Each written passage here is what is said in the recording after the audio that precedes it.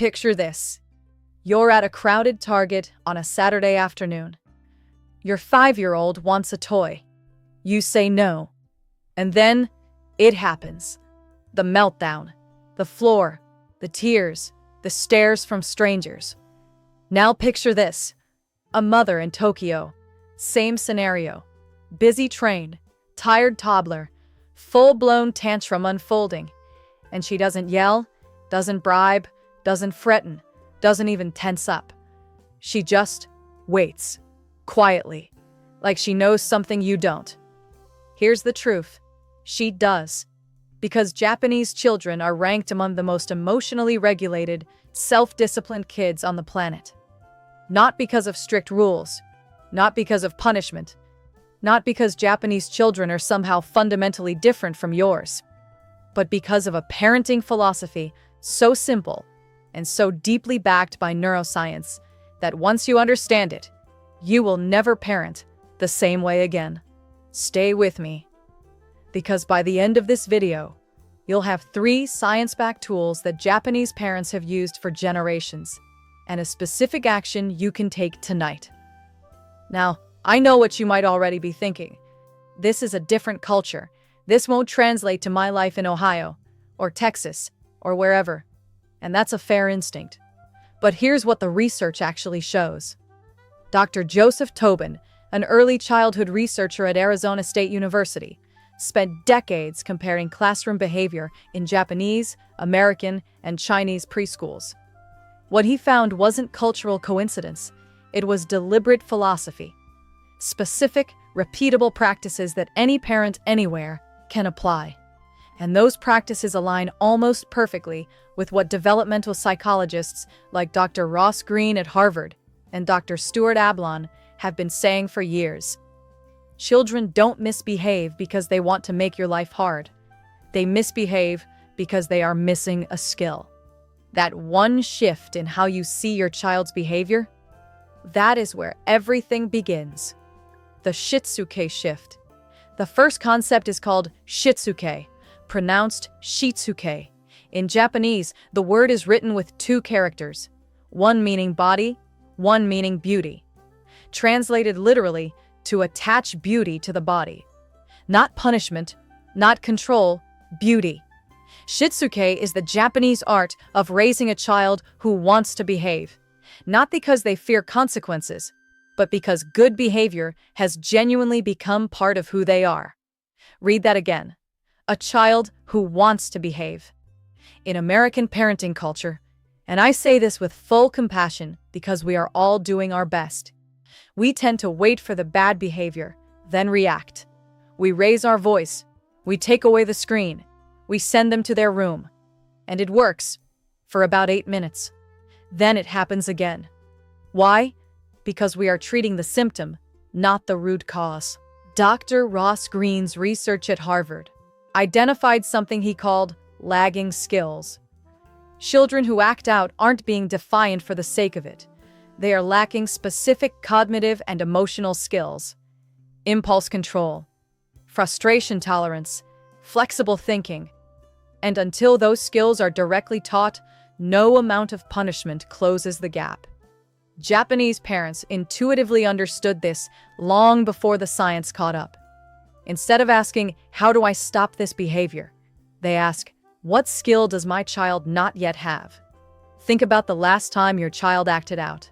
Drop in the comments, what do you think the missing skill was? Impulse control? Emotion regulation? Something else? I read every single comment. Most parents assume that better-behaved kids come from stricter parents. The data says the opposite. Mimamoru, the power of watching. Let's go back to that mother on the train. Here is why she didn't rush in to stop the tantrum.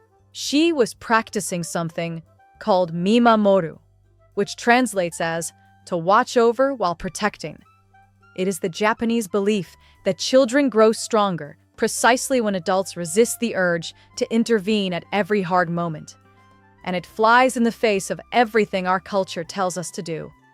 In America, we are wired to fix. Child struggles, we step in. Child cries, we solve it immediately. Child fails, we rescue them before the fall. and we do it out of love. Genuine, fierce, unconditional love. But here's the unintended consequence that the research has documented. Dr. Wendy Grolnick at Clark University studied what happens when parents are overly controlling in the problem-solving process. Children whose parents consistently solved problems for them developed lower self-regulation scores, lower frustration tolerance, and critically, lower confidence in their own ability to handle difficulty. Every time we rush in to rescue, we send our child a silent message they absorb deeply. You can't handle this without me. Japanese parents do the opposite. They step back. They observe. Not coldly, they are right there, fully present, fully attentive. But they extend their child one radical gift: the belief that they are capable. When a child manages a hard moment, even partially, that experience becomes the neurological foundation of genuine confidence. Not the kind that comes from being told "great job" every 5 minutes. The kind that comes from actually doing something hard. Developmental researchers call this productive struggle. And it is one of the strongest predictors of emotional resilience we have in the field. Practical application for tonight. The next time your child hits a frustrating moment, a puzzle that won't cooperate, a social conflict, a task that feels too hard, try this. Count silently to 10 before you intervene. Just 10 seconds. You may be surprised at what they are capable of when you give them the space to find out. Stick around. Concept number 3 is the one that rewires your child's identity from the inside out. Ame, secure attachment as the root. Here is the assumption most people make about Japanese parenting. Because the children are so calm and disciplined, the parenting style must be cold, strict, emotionally distant. The reality is the exact opposite. Japanese parenting is anchored in a concept called ame, loosely translated as the felt sense of being able to depend on someone's love. In the earliest years of a child's life, Japanese parents prioritize deep emotional closeness above almost everything else. Physical presence, warmth, unconditional availability.